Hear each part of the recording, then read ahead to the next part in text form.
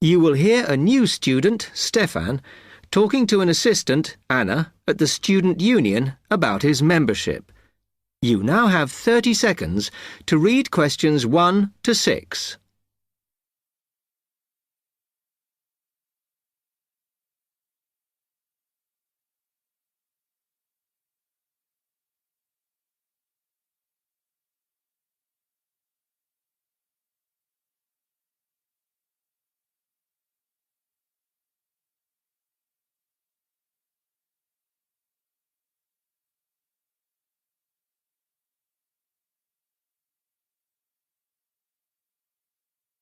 Hi, can I help you? Yeah, I hope so. This is the first time I've been down to the union. I'm a new international student, and I just wondered what to do. Oh, right. Well, normally we ask international students to fill out this form, and we put your details on the wall by reception. Then other students can contact you. It's a way for everybody to get to know each other. It can be a bit lonely otherwise. Oh, I see. What's your name?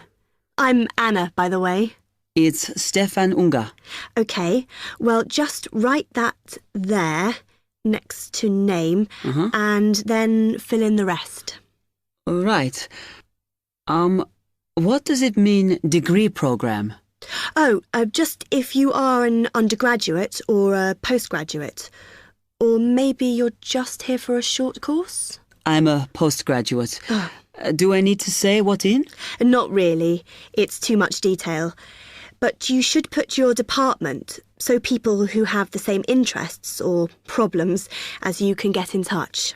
So I'm studying marine construction, so for department, do I put down the science faculty then? Just your actual department. That must be engineering, no? Oh, I see, yes.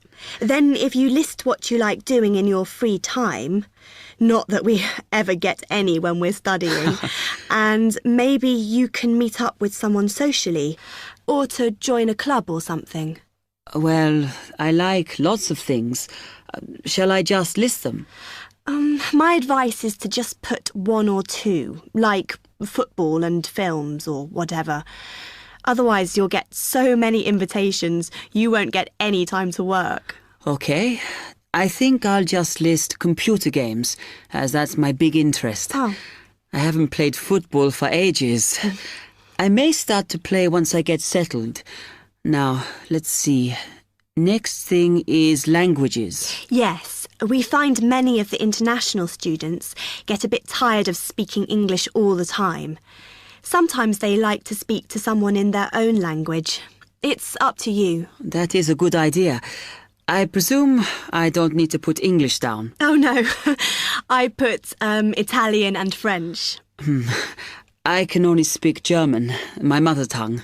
OK, well, that's fine. Just put that. What does accommodation mean? Is that my address? We're trying to find similarities between people, and some people live in hall, some are in flats, some are in bedsits. So it helps if you say. I'm in hall, though I'd like to be in a flat, but that won't happen till the end of the first term. Put where you are now. You can always change it later. Then finally, just put your phone number. I haven't really got one. I haven't sorted out a mobile yet. Well, it's going to be difficult for people to contact you then, isn't it? Why don't you put the union one and we'll take messages for you? Okay. It's 02950 659 003. Have you got that? Yes. OK then. You now have 30 seconds to read questions 7 to 10.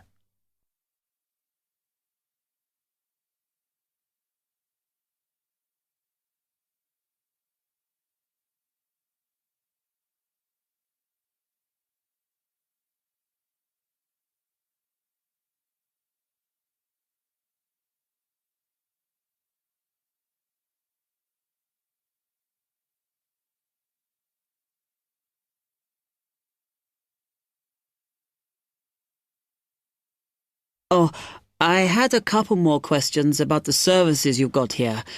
It says there's a photocopier here. Yes, you need to get a card from the shop, and then it's available to all students in the mornings. The union uses it after 1 p.m. Okay. I see also the union organises loads of events. Are they always held here in the union building? It looks big enough. If you're interested in something, you should check the poster or our website. In fact, we normally use the Round Theatre, opposite the conference centre for most events, because the sound system is better. Right, I'll do that. Also, I wanted to hire a van. Can I do that through you? No. You need to present a case, really. Ah. They're not just available for hire to anyone. The president said we have to limit who is allowed to hire them. The person you need to see is the transport secretary. She's on the 2nd floor. Okay, thanks. The other thing is, are all the discounts we get with our union card listed on the back of the card? I thought there might be more. No, that's it, I'm afraid. Mainly books, clothes and music. Though we are currently negotiating to get one on newspapers, so that should be valid from next term. Okay, thanks a lot for your help.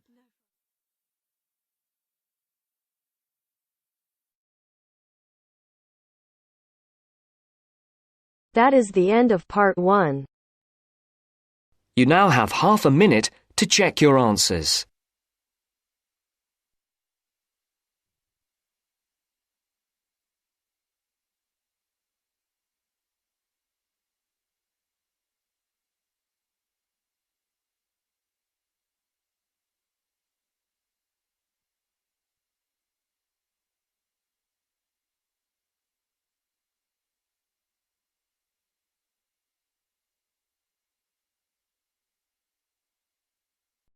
Now turns to part 2. Part 2. You will hear a talk on local radio about a short film festival in the town of Adborn. Now you have some time to look at questions 11 to 16.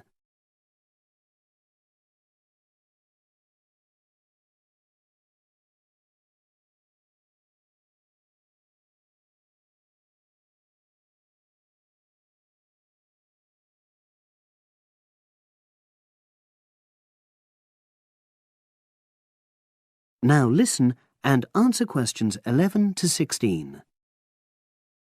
Today we're pleased to have on the show Fatima Johnson, who is the organiser of the Adborn Film Festival. Welcome, Fatima. Hello. Can you tell us a bit about the background to the festival and what it brings to the town? Well, the festival was started in 1996 by the then Mayor of Adborn, Joanne Smith. She wasn't a filmmaker herself. She'd actually been a very energetic tourism development officer for many years. But Adborn had run a classical music festival, which had been becoming less and less popular in recent years. Joanne was looking around for something to replace it, and to use funds allocated to it to promote something which local people can enjoy. Great. So tell us about the festival nowadays. Well, it's held in the last 2 weeks of August every year, and short films from all over the world are shown in 3 places, in the theatre and our 2 cinemas. Several films are shown in one performance, and the whole thing lasts about 90 minutes. Tickets are very reasonably priced. Under 12s used to get in for 50p, but now we charge just £1, which is still very good value. £1.50 for students and £2.50 for everyone else. Performances are advertised all round town and also on our website, www.adbornfest.com. If you're interested in attending any performance, you can buy tickets online, of course. And you can also get them in the library, which is right next to the main shopping area. I'm afraid this year tickets are no longer available from either of the 2 cinemas because of restricted opening times. I understand you also run a film competition? Yes, for under 18s. We have a different theme every year. Last year, for example, the theme was Future Planet, and the winner was a 10-minute documentary encouraging youngsters to be more aware of environmental issues, focusing on getting school kids to cycle to school instead of going by car. This year, the theme is Sporting Nation, so there'll also be lots of ideas to choose from. Now, we're always on the lookout for new local talent, so if you live in the Adbourne area and are under 18, you should have a go. We have an excellent prize every year donated by local businesses, shops, hotels, etc. This year, you can win a high-spec movie camera worth over £800. Application forms are on the website, and the deadline for sending in your film to enter the competition is the last day of July. It's May now, so you'll have the whole of June to be working on it. Now you have some time to look at questions 17 to 20.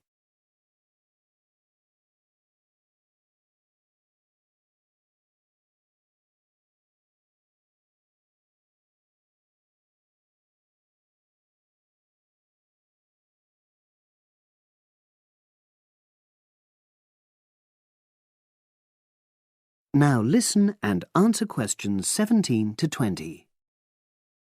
And what are the judges looking for? Well, although we choose very topical issues like the environment, we're not looking for propaganda, trying to get people to do something. Instead, we're looking for a new angle, a fresh way of looking at a theme. And of course, because it's a short film festival, it's not really about a fully worked story with well-rounded characters. It's more about good photography, conveying things visually. And who judges the films? A panel of 3 people who know a lot about film. We've used the same judges for many years, and we're very happy with their expertise. One thing we probably will change next year, though, is we want to add another class and another prize for older filmmakers. We'll keep it at a maximum of 10 minutes, though. The length works well for our festival. We also want to use different venues for the film shows, such as community centres and at least one school. It might make performances more accessible to a wider audience. We did explore the possibility of having late-night showings, but that's unlikely to happen in the coming year. So, as I say, if anyone's interested in submitting a film for our competition, go onto our website and you'll be able to access everything.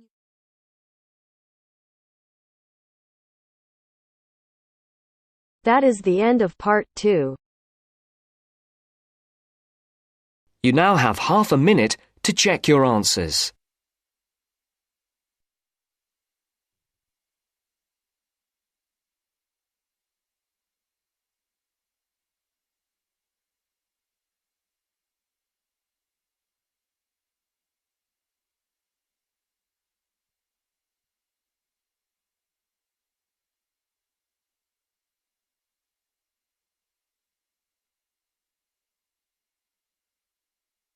Now turns to part 3. Part 3. Maria is a student at university.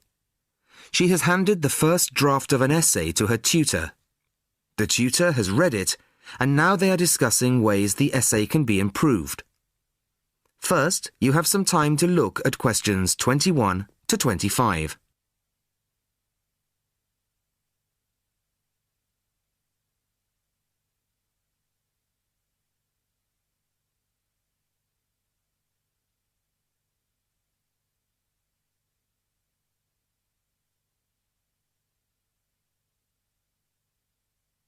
Listen carefully to the first part of the conversation and answer questions 21 to 25.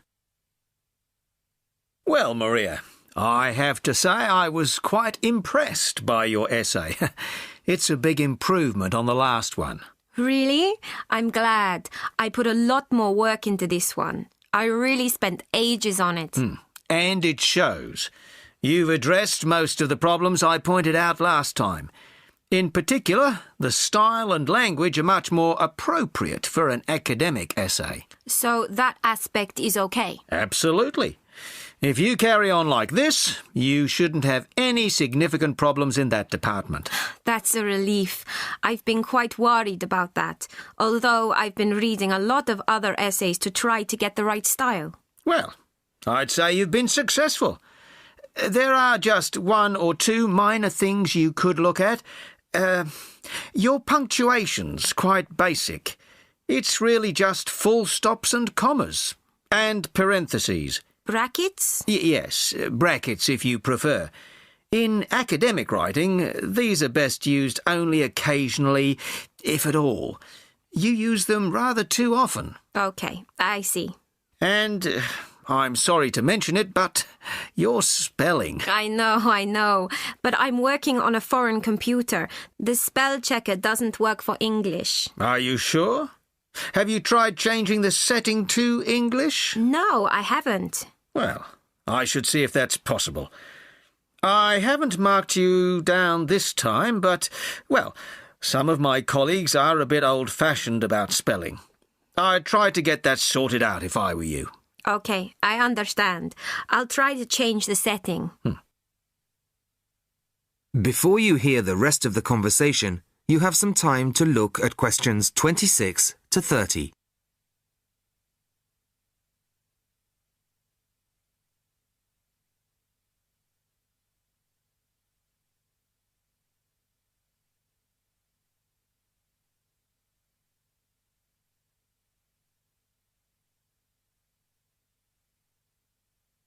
Now listen and answer questions 26 to 30. The only major problem I have with the content of your essay is the introduction. The introduction should, well, introduce the theme of the essay. You've put some of the most important points there. For example, this bit. The statistics about the growth of railways in the 1850s. That really should go in the main body of the essay. And so should this paragraph about changes in patterns of employment. In general, I'd say your introductory section should be no more than half as long as it is at the moment. Okay. And I should move those points forward? Precisely. And going back to the railways, they're one of the most significant factors for change in this period. But apart from those statistics in the introduction, you only briefly mention them. I'd like to see a lot more on that, and the influence the expansion of the railways had on patterns of social and economic behaviour. You mean how with the railways people could travel to find work and could meet people from other areas? Exactly. Then in the midsection, well, it's not a big thing, but this quotation from the Times. You think it's too long? Well, you said it. I couldn't think of a way to shorten it. Do you think it's really necessary? You mean I could just get rid of it? Yes. You've already made the point and backed it up with other evidence. The quotation's redundant, really. Okay, well, that'll be easy. There were various other minor points, which I've noted in the margins. You can look at those later. But moving forward to the end here, I wasn't quite sure what this meant. The final paragraph? Yes. Are you saying that, on the whole, the changes of the mid-19th century tended to improve the lives of ordinary people or not? It's not very clear. It's not? No, it isn't. I'd add a few lines clarifying your position. Okay. When do you want the final draft? No, the end of term will be fine. But there was just one other thing, the bibliography. Did you really read all these books? No. Just the books you actually consulted will be fine. You don't need to include everything ever published on the subject. Right, okay. Thanks. Bye. Goodbye.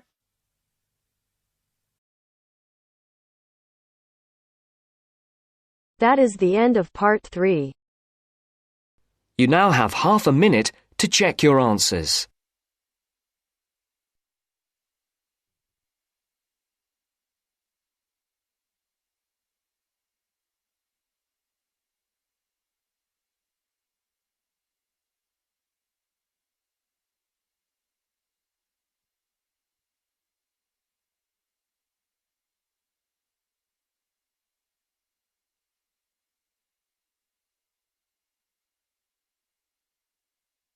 Now turns to Part 4. Part 4. You will hear a talk from a series of lectures on the survival of our planet. Professor Samson talks about endangered species of flora and fauna. First, you'll have half a minute to look at questions 31 to 40.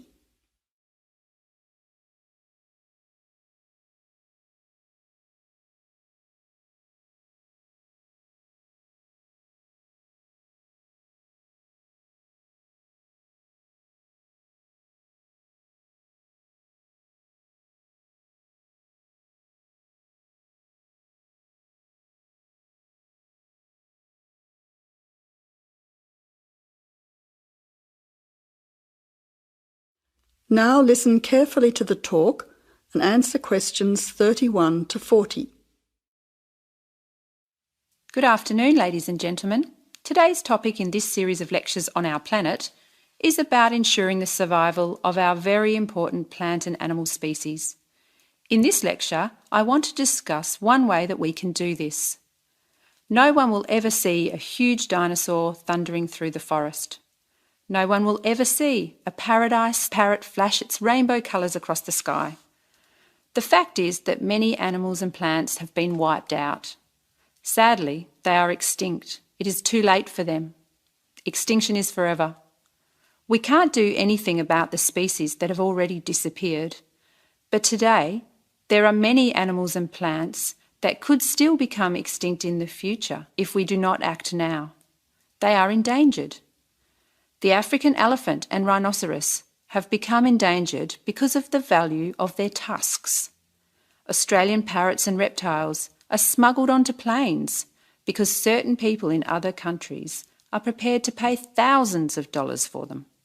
And there are many other species around the world that are endangered because they no longer have a place in which to live and reproduce safely. The main cause of extinction is the destruction of habitats. A habitat contains all that a living thing needs to survive: space, light, water, food, shelter, and opportunities for reproduction. The population of the world is growing rapidly, and this is placing great demands on land and resources for housing and for growing food. When vegetation is cleared and swamps are drained for agriculture, mining and suburbs, or when rivers are dammed to store water, plants are destroyed and animal life is threatened. In other words, humans are changing and destroying the habitats of animals and plants, which is in turn reducing their chances of survival.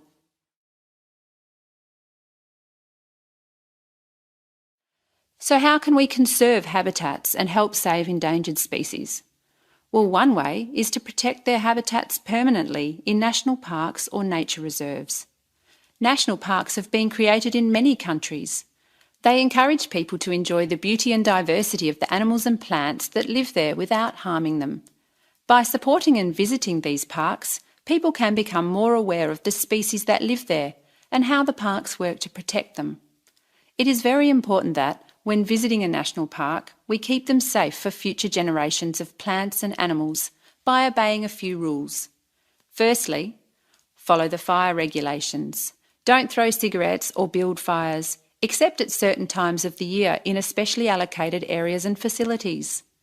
Secondly, remember to leave pets at home. Pets, such as cats or dogs, can hunt birds or other small animals. Some pets might even escape and become a serious threat.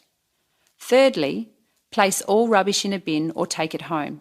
Plastic bags or leftover food are dangerous to the animals and harm the environment. Don't pick the flowers or damage the plants. Flowers create the next generation of the plant. Also, for the same reason, birds' eggs must be left in their nests. The loss of species in the past is sad. However, there is hope for the future.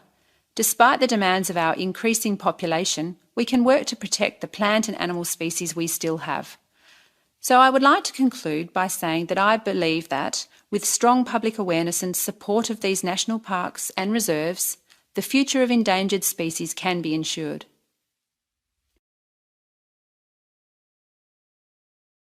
That is the end of Part 4.